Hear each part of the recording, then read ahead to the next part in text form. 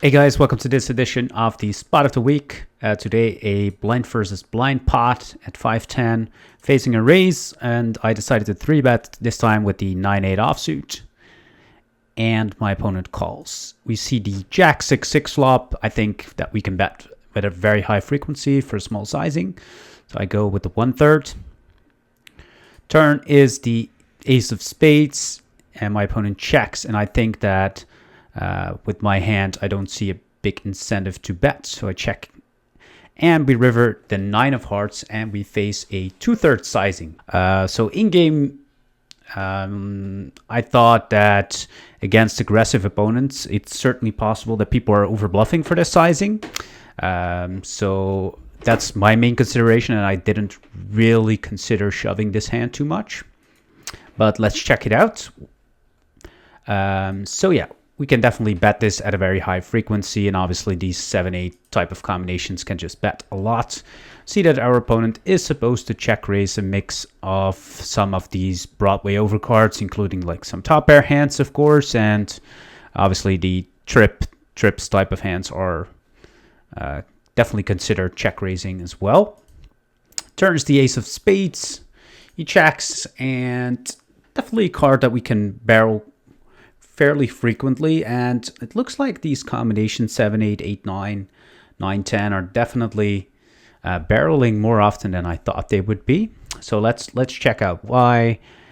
We definitely prefer to just have the spade, because then we block his some of his continues, like the King 9 of Spades, Queen 9 of Spades, 9-10 of Spades type of stuff, I guess.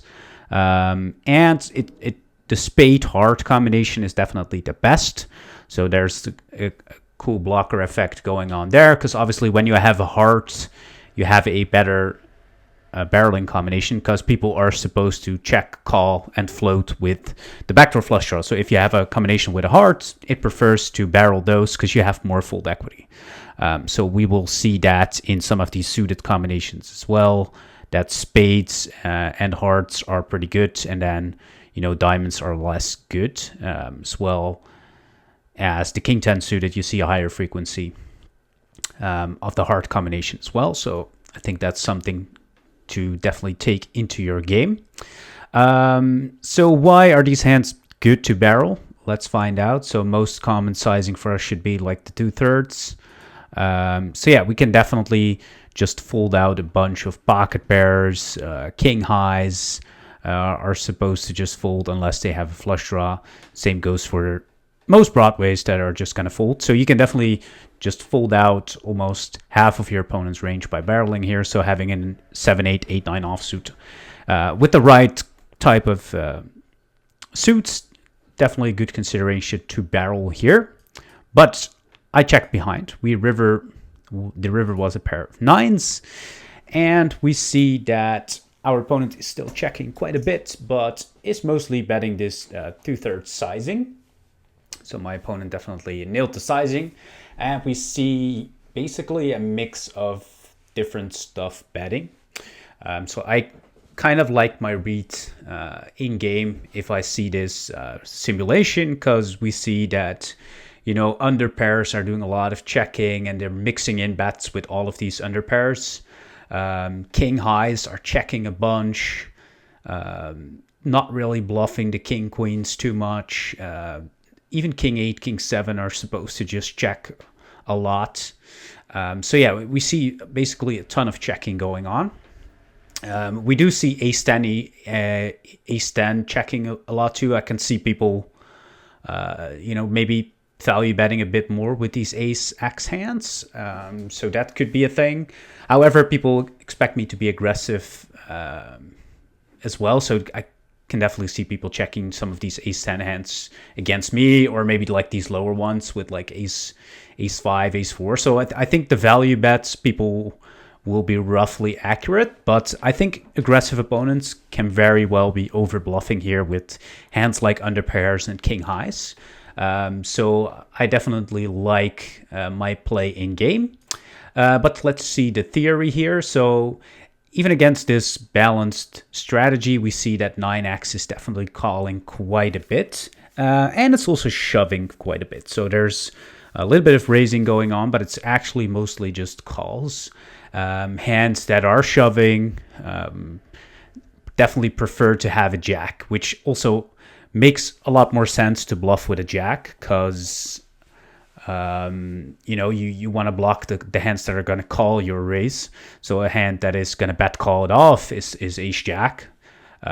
So having a jack makes more sense as a bluff. We are supposed to also raise some thin hands like ace queen, which is good to see, but definitely like the queen jack suited seems to be very much preferred. So yeah, let's see. Against the shove, indeed, ace queen and ace jack are calling a lot, right? So the queen jack combination is definitely the best one for that. So as far as our bluffing combination, I think, nailing that one looks good. Also, I think this is definitely a bluff that I would never make. The queen 10 suited, like check behind turn and then shove river over a bet. But that one seems to be preferred quite often as well. Probably because ace 10 is also calling quite a bit. Yeah, so there's ace queen, queen 10. So blocking the queen and the 10 is pretty good as well. But yeah, so let's get back to the actual hand here. So we are supposed to call quite often and raise a little bit. And, EV wise, it's just going to be super close either way, right? So there's a fraction of a difference in actual suits, but it looks like my call is fine in theory. And I think against aggressive regulars, it becomes even better, because when I see this bluffing range, it's kind of giving up a bunch.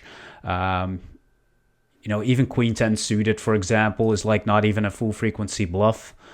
So yeah, I think people are likely to maybe over bluff this spot a little bit.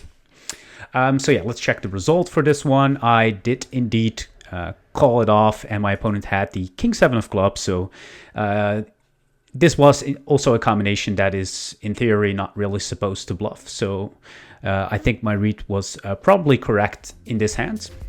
So thanks for watching, and I'll see you guys next time.